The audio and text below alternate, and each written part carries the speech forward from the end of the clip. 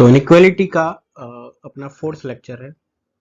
पिछले लेक्चर में हमने ये समझा था कि एलओसी के डिफरेंट साइड के एलिमेंट अगर कंपेयर करते हैं तो उनका कंपैरिजन का जो रिलेशन होता है वो आप नहीं डायरेक्टली बोल सकते हो कि क्या होगा।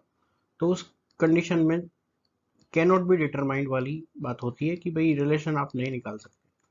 अब जब रिलेशन नहीं निकाल सकते थे तो आपको तीन साइन की जरूरत होती थी आंसर देने के लिए। ठीक है, और तीन साइन अगर मिल मिल जाते थे तो फिर हम आंसर देते थे अकॉर्डिंगली कि आइदर और वाली कंडीशन लगेगी या फर्स्ट और सेकंड और थर्ड, ऐसा तीन कंक्लूजन वाला। तो आप लोगों ने वो लेक्चर अच्छे से देखा ही होगा। तो ये वाला लेक्चर आगे शुरू करने से पहले वो जरूर देख लेना अगर नहीं देखा है तो अपना फोर्थ पार्ट है, फोर्थ लेक्चर है ये। और सेकंड कंसेप्ट है, concept number second. First concept क्या था कि एलओसी के डिफरेंट साइड की जो एलिमेंट्स हैं उनको कंपैरिजन करना है। ठीक है, एक तरीके से वो कंडीशन हो गई कि एलओसी के अलग अलग साइड के एलिमेंट होंगे तो क्या होगा, वो कहानी पूरी हो गई। अब अपना कंसेप्ट टू है या कंडीशन टू है। यहाँ पे क्या कंडीशन बनेगी, if elements are from same side of LOC. तो डिफरेंट साइड वाला हम पढ़ चुके थे, अभी हमको पढ़ना है एलओसी के सेम साइड के एलिमेंट होंगे तो फिर क्या होगा।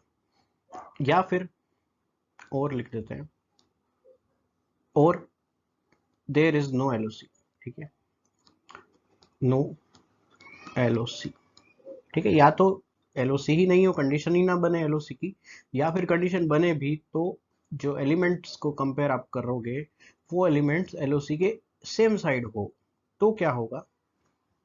तो वो भी यहाँ हम लिख लेते हैं कि तब क्या होगा। तब सीधा सा आपको आंसर लगाना है, देन आंसर विल बी या relation will B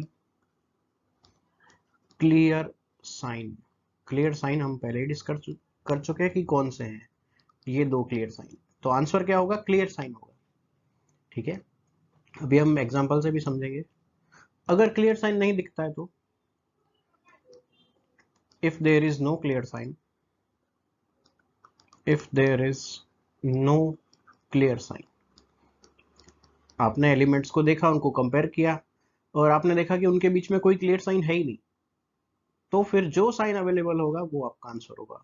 if there is no clear sign then available sign will be your answer, will be your answer। जो साइन आपको मिलता है वही आंसर होगा, इनइक्वालिटी का साइन। ठीक है बात।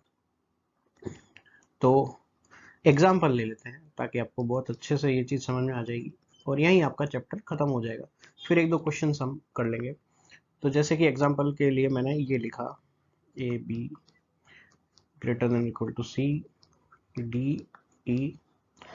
अब यहाँ पे आप बताओ एलओसी कहाँ पे बनेगी। सबसे पहले तो डी के ऊपर से एलओसी बनेगी, सभी को क्लियरली दिख गया होगा। अब अगर मेरे को एलिमेंट को कंपेयर करना है ए और डी, इसको कंपेयर कर रहा हूं मैं। ठीक है, ए और डी। तो देखो डी और ए ये दोनों एक ही साइड कहलाते हैं। ठीक है, इसी तरह डी और ई को कंपेयर करना होता तो भी वो एक ही साइड कहलाते। ठीक है, या फिर अगर मुझे कंपेयर करना होता A and C, A and सी, तो भी वो सेम साइड कहलाते क्योंकि इनके बीच में एलओसी कहीं आ नहीं रही है।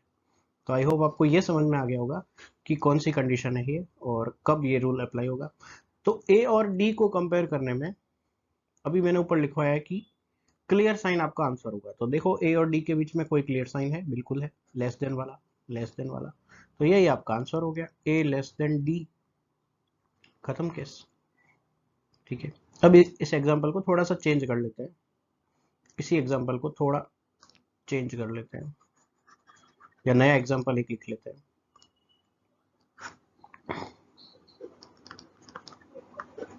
A greater than B greater than or equal to C greater than or equal to D is equal to E is equal to F। अभी आपको कंपेयर करना है A एंड F। ए और एफ को कंपेयर करना है, ठीक है। तो क्या कंडीशन बनेगी देखें। सबसे पहले तो एलओसी नहीं है बिल्कुल, तो जो हमने अभी रूल समझा उसी का एग्जांपल है ये। ए और एफ के बीच में कोई एलओसी नहीं है, तो आंसर हमेशा क्लियर साइन होगा। क्या क्लियर साइन है इनके बीच में कहीं पे भी? क्लियर साइन नहीं है। मैंने बताया था क्लियर साइन सिर्फ ये दो ही है। इक्वल टू, आप सोच रहे हो कि क्लियर साइन है, लेकिन इक्वल टू इनइक्वलिटी का साइन नहीं है। इक्वल टू का मतलब होता है डी, ई और एफ तीनों एक ही बात है, तीनों एक ही एलिमेंट है, तीनों सेम एलिमेंट है। और इक्वल टू जब भी आता है आपको हमेशा ये ध्यान रखना है कि डी का रिलेशन किसी भी एलिमेंट से जो होगा वही रिलेशन ई का भी होगा उस एलिमेंट से, वही रिलेशन एफ का भी होगा उस एलिमेंट से। क्यों? क्योंकि ये तीनों एलिमेंट सेम है, इक्वल है, ठीक है। तो इक्वल टू को देख के कभी भी कंफ्यूज नहीं होना है। तो ए और एफ के बीच में क्लियर साइन हमें नहीं मिला, तो जो साइन मिलता है वही आपका आंसर। तो कौन सा साइन मिला? Greater than, equal to, greater than और इक्वल टू, ग्रेटर देन और इक्वल टू, ये एक ही साइन मिला है, तो ये आपका आंसर हो गया। इस तरीके से आपको क्वेश्चंस को डील करना है। तो नेक्स्ट स्लाइड में हम एक क्वेश्चन ट्राई कर लेते हैं। तो एक क्वेश्चन आपके सामने है, और अगर फॉन्ट आपको थोड़े छोटे लगते हैं तो आप जूम करके देख लेना एक बार क्वेश्चन को। तो क्वेश्चन कोडेड इनइक्वालिटी का है, जहां पे परसेंटेज का मतलब है नॉट स्मॉलर। नॉट स्मॉलर इसका मतलब क्या हो गया? ग्रेटर देन और इक्वल टू। स्मॉलर नहीं है तो बचा क्या? ग्रेटर देन और इक्वल टू। तीन तीन ही कंडीशन होती है। इसी तरह स्टार का मतलब है नाइदर ग्रेटर नॉर इक्वल, ना तो बड़ा है ना इक्वल है ना बराबर है, तो क्या कंडीशन बची? स्मॉलर। सेम यहाँ पे इसका मतलब है neither smaller than nor equal to, ना तो छोटा ना इक्वल, तो बचा क्या? एक साइन ग्रेटर देन वाला। नाइदर ग्रेटर नॉर स्मॉलर, ना बड़ा ना छोटा, बचा क्या? Equal to. Not greater than, बचा क्या? एक ही साइन बचा। लेस देन और इक्वल टू, दो साइन बचे। कह रहा है कि बड़ा नहीं होगा, तो दो ही कंडीशन बचेगी, या तो इक्वल हो सकता है या छोटा हो सकता है।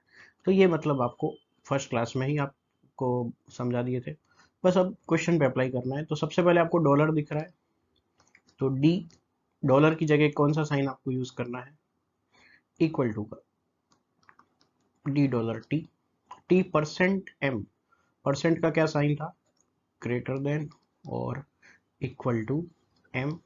स्टार जे, स्टार का क्या साइन था? Less than J. तो ये तो आपका स्टेटमेंट हो गया, स्टेटमेंट हमने लिख लिया। अब कंक्लूजन की तरफ बढ़ते हैं। पहला कंक्लूजन कह रहा है जे डेल्टा डी।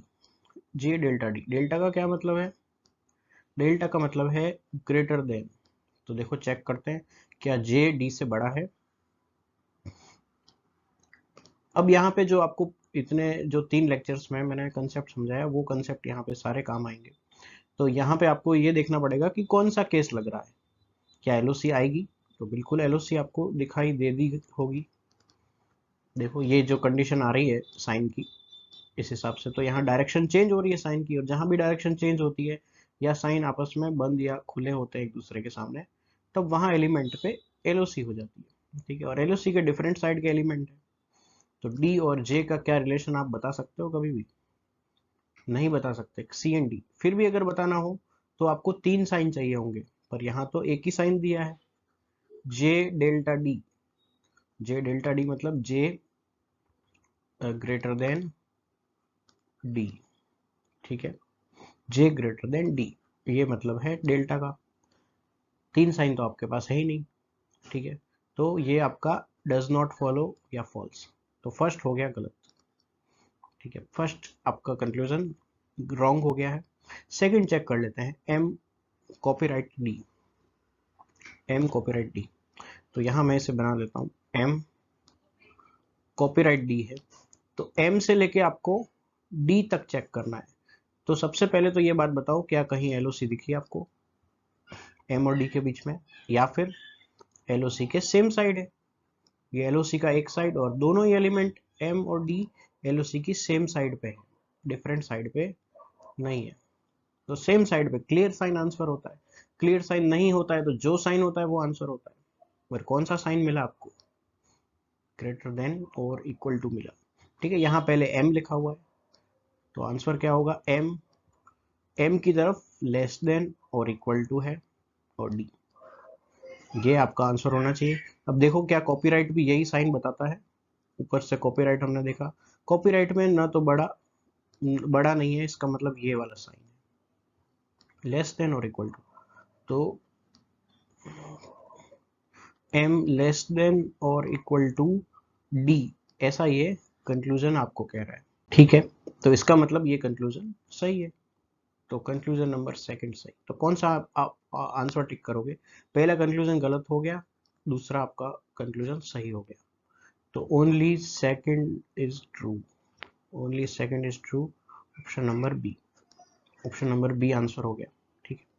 तो इस पर्टिकुलर क्वेश्चन में दोनों ही कंडीशन आ गई, तो एलओसी वाली भी आ गई और एलओसी के सेम साइड भी आ गई, कंसेप्ट नंबर 1 कंसेप्ट नंबर 2 दोनों ही आपको इसमें मिल गया। और क्वेश्चन नंबर 2 आपका होमवर्क में, ये आपको खुद ट्राई करना है। तो थैंक यू वेरी मच।